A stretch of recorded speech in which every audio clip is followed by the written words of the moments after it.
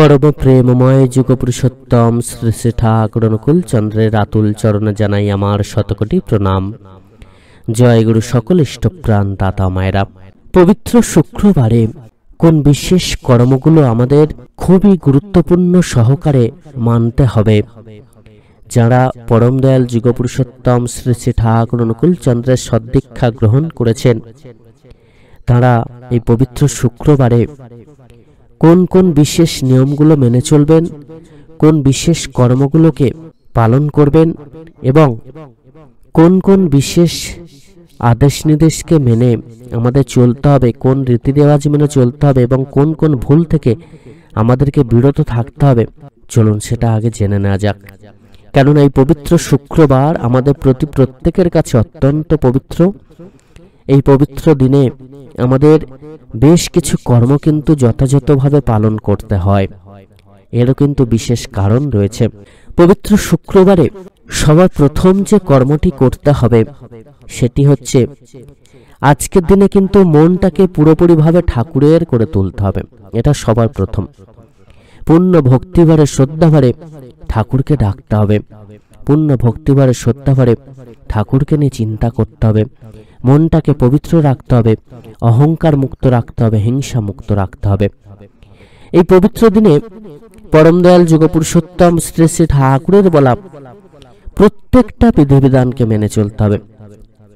অন্য দিনে অনেকে আমরা অজুহাত দিই, কাজের চাপ বলে বা যে কোনো অজুহাতে আমরা অনেক সময় হয়তো সময়ে প্রার্থনা করছি না, বা ইষ্টবৃত্তি হয়তো দেরি করে করছি, বা অনেক সময় দেখা যায় যে আমরা তাঁর যে আদেশ নির্দেশ সেগুলোকে ঠিক মতো মানছি না। যারা আমিষ আহার গ্রহণ করেন, অনেকে আছেন যারা হয়তো শুক্রবারে নিরামিষ আহার গ্রহণ করছেন না, বাইরে ঘাটে যাচ্ছেন, গিয়ে আমিষ আহার গ্রহণ করছেন। তো এরকম অনেকে কিন্তু করে থাকেন। এই শুক্রবারে কিন্তু এগুলো থেকে অতি অবশ্যই বিরত থাকতে হবে। শুক্রবারটা অতি অবশ্যই কঠোরভাবে আমাদের প্রত্যেকেরই পালন করতে হবে। ব্রহ্ম মুহূর্তে ঘুম থেকে উঠেই সবার প্রথম ঠাকুরকে দর্শন করে আমাদের দিন শুরু করতে হবে। অতি অবশ্যই ব্রহ্ম মুহূর্তে ঘুম থেকে উঠেই তাকে দর্শন করব এবং তাকে প্রণাম নিবেদন করব। প্রণাম নিবেদন করার পরে আপনারা দাদারা ডান পা মেঝেতে দেবেন এবং মায়েরা অতি অবশ্যই বাম পা মেঝেতে দিয়ে কিন্তু নামবেন। তারপর হাত মুখ ভালো করে ধুয়ে নিতে পারেন, নিয়ে শুদ্ধ বস্ত্র পরিধান করে আপনার মনটাকে শুদ্ধ করে তাঁর নাম জপে বসবেন। তাঁর নাম জপ করবেন। খুব করে নাম জপ করার পরে আপনারা কিন্তু ইষ্টবৃত্তি পালন করবেন। এই ইষ্টবৃত্তি করার সময় এবং নাম জপ করার সময় আমাদের বিশেষ কিছু নিয়ম কিন্তু মানতে হবে। দেখবেন যখনই আপনারা নাম জপ করতে বসবেন, সঙ্গে সঙ্গে মনের মধ্যে বিভিন্ন রকমের চিন্তা চলে আসে। এই চিন্তাগুলোকে দূর করার জন্য আমাদের কিন্তু বিশেষ একটি নিয়ম পালন করতে হয়। চিন্তাগুলোকে দূর করার জন্য অনেকে আমরা কি করে, নাম জপ করতে করতে চিন্তা চলে এলে সঙ্গে সঙ্গে নাম জপ ছেড়ে দিচ্ছে। শ্রী ঠাকুর বললেন ওইভাবে কিন্তু নাম জপকে ছাড়তে নেই। যখনই মনের মধ্যে অন্য চিন্তার উদয় হয়, ভুলভাল চিন্তা যখন মনের মধ্যে আসে, তখন আপনারা কি করবেন? তখন আপনারা অতি অবশ্যই আরো বেশি করে নাম জপ করতে থাকুন। যখনই ওরকম হবে তখন ঠাকুরকে চোখ খুলে আপনারা দর্শন করুন। দর্শন করে তারপর আস্তে আস্তে আবার চোখটা বন্ধ করে ধ্যান করতে থাকুন। এইভাবে দেখবেন যত বেশি করে আপনারা নাম জপ করতে থাকবেন, আস্তে আস্তে এমন একটা সময় আসবে যখন ওই উদ্ভট চিন্তা বা বাজে চিন্তা আমাদের মনের মধ্যে আর ঠাঁই পাবে না। নাম ছাড়লে কিন্তু হবে না, নামটা করতে হবে, জোর করে করতে হবে। পদ্মাসনে বসে কুটস্থে মনটাকে স্থির রেখে চোখ বন্ধ করে দু চোখের মধ্যমণি দিয়ে আপনারা তৃতীয় নয়ন যে আমাদের আছে, সেই তৃতীয় নয়ন দিয়ে তাকে দর্শন করার চেষ্টা করতে হবে। চক্রফটকে চোখের সামনে রাখবেন এবং চক্রফট ধ্যান কিন্তু আপনারা অতি অবশ্যই করবেন। এই চক্রফট ধ্যান কিভাবে করতে হয়, চক্রফট ধ্যান করার নিয়ম কি এবং কোথায় রাখবেন, কেমনভাবে চক্রফটকে রাখতে হয়, এ বিষয়ে আমরা আগে ভিডিও করেছি। ভিডিও ডেসক্রিপশনে অতি অবশ্যই সেটা পেয়ে যাবেন। ভিডিওটাও কিন্তু দেখে নেবেন, এটা খুবই গুরুত্বপূর্ণ। কারণ চক্রফট রাখার যে নিয়ম সেটা কিন্তু আমরা অনেকেই জানি না। আমরা অনেক সময় ভুল কাজ করে বসি, যার জন্য কিন্তু আমরা সমস্যায় পড়ি। চক্রফট রাখার কিন্তু বিশেষ নিয়ম রয়েছে, আপনারা অতি অবশ্যই জেনে নেবেন। ভিডিওটা অতি অবশ্যই দেখবেন। তো এই চক্রফট ধ্যান আমরা করব, তারপরে আমরা ইষ্টবৃত্তি পালন করব। এই ইষ্টবৃত্তি করার সময় আমরা কিন্তু মনের মধ্যে সকল প্রকার অহংকারকে তো দূর করবই, মনটাকে পবিত্র তো করবই, এছাড়া মনের মধ্যে যেন কোনো চাওয়া পাওয়া না থাকে, কামনা বাসনা লালসা এগুলো যেন না থাকে, এটা কিন্তু খেয়াল রাখতে হবে।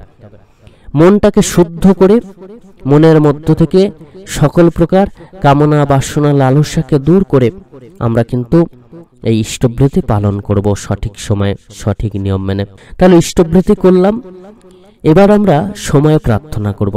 এই প্রার্থনা করার সময় মনের মধ্যে থেকে কামনা বাসনাকে দূর করব। প্রার্থনা করলাম, পূর্ণ ভক্তিভারে শ্রদ্ধাভারে প্রার্থনা করব। প্রার্থনা করার সময় আমরা একটা কথা খেয়াল রাখব, যাতে আমাদের মন শুদ্ধ হয়, আমরা যাতে করে মনটাকে পবিত্র রাখতে পারি এবং পূর্ণ ভক্তিভারে শ্রদ্ধাভারে যেন তার সাথে যুক্ত হতে পারি। প্রার্থনা করার মধ্য দিয়ে আমরা ভগবানের সাথে কানেক্ট হতে পারি, তাই পূর্ণ ভক্তিভারে শ্রদ্ধাভারে প্রার্থনা কিন্তু করব। এছাড়া অতি অবশ্যই সৎ গ্রন্থাদি পাঠ, গুরুজনদের প্রণাম এবং সকালবেলা যখন আপনারা এই কর্মগুলো সেরে নিলেন তারপরে তুলসী পাতা অতি অবশ্যই গ্রহণ করবেন এবং 1 চামচ যে ত্রিপালি আছে সেই ত্রিপালি কিন্তু গ্রহণ করবেন।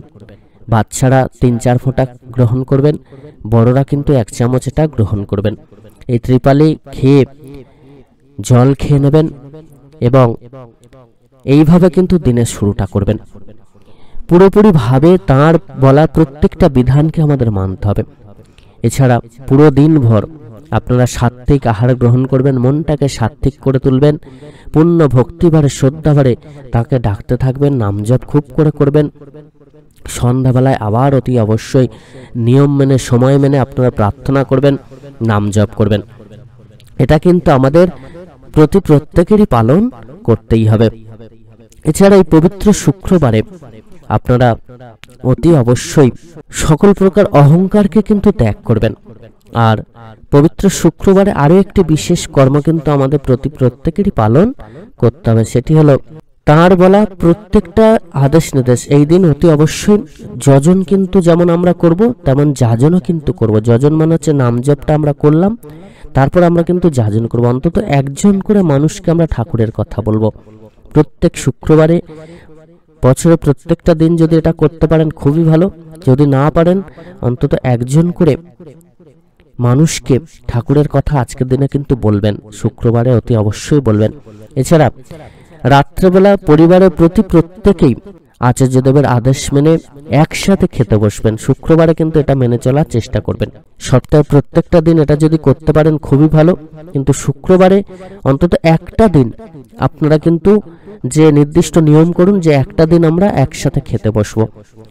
পরিবারের প্রত্যেকে একসাথে খেলাম, কথাবার্তা মন খুলে কথাবার্তা বলুন, পরিবারের প্রত্যেকের সাথে হৃদয় বিনিময় করুন এবং মন খুলে কথাবার্তা বলুন, একসাথে খেতে বসুন।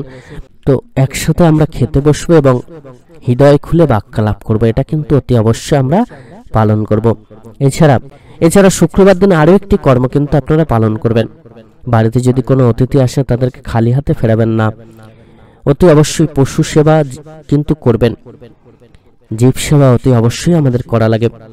আমরা আগের ভিডিওতেই আলোচনা করেছি, বাড়ির বাইরে 2টো পাত্র রাখবেন, একটাতে জল রাখবেন, একটাতে খাবার রাখবেন, যাতে করে আপনার বাড়ির আশেপাশে থাকা পশুরা সেই খাবার জল পান করতে পারেন এই গরমকালে বিশেষ করে, এবং খাবার যাতে তারা গ্রহণ করতে পারেন।